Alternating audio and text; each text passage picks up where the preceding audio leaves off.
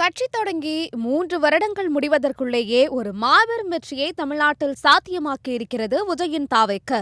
சட்டப்பேரவை தேர்தலில் முதன்முறையாக களம் கண்ட விஜயின் தமிழக வெற்றிக் கழகம் 108 இடங்களை கைப்பற்றியுள்ளது. திமுக கூட்டணி 73 இடங்களிலும், அதிமுக கூட்டணி 53 இடங்களிலும் வெற்றி பெற்றுள்ளது.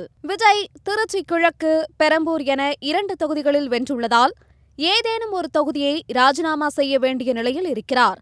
அத்துடன் தனி பெரும்பான்மையையும் அவர் நிரூபிக்க வேண்டும் என்பதால் தமிழக அரசியல் களத்தின் பரபரப்பு இன்னும் ஓயவில்லை.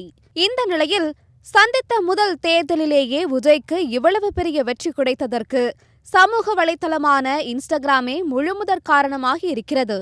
பழையன கழிதலும் புதியன புகுதலும் என்ற நியதிப்படி இந்த தேர்தலில் இன்ஸ்டாகிராம் ஏற்படுத்திய தாக்கம் தாவேக கட்சியை வெறும் சினிமா ரசிகர்களின் கட்சியாக இல்லாமல் ஒரு தீவிரமான அரசியல் இயக்கமாக மாற்றி இன்று தனிப்பெரும் வெற்றியை சாத்தியமாக்கியிருக்கிறது.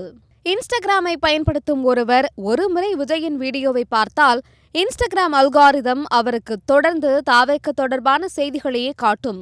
இது அக்கட்சிக்கு மட்டுமின்றி எந்த கட்சிக்கும் பொருந்தும். ஆனால் இதை மிகச் சரியாக பயன்படுத்திக் கொண்டது தாவேக மட்டுமே என்பதுதான் நிதர்சனம். 1000 போஸ்டர்கள் செய்ய முடியாத வேலையை ஒரே ஒரு 30 வினாடி ரீல்ஸ் வீடியோ செய்துவிடும் என்ற உளவியலை தாவேக செவ்வனே பயன்படுத்திக் கொண்டது.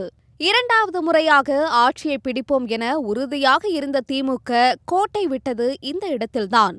இதனால் சமூக வலைதளங்களை வெறுமனே அரசியல் விவாதங்களுக்கும் நீண்ட அறிக்கைகளை வெளியிடுவதற்கும் மட்டுமே பயன்படுத்தாமல் இனிவரும் காலங்களில் இளம் தலைமுறையின் கவனத்தை ஈர்க்கக்கூடிய வகையில் பயன்படுத்தினால் மட்டுமே பெரிய கட்சிகளால் இளைஞர்கள் வாக்குகளை வசப்படுத்த முடியும் என்ற நிலை உருவாகியுள்ளது.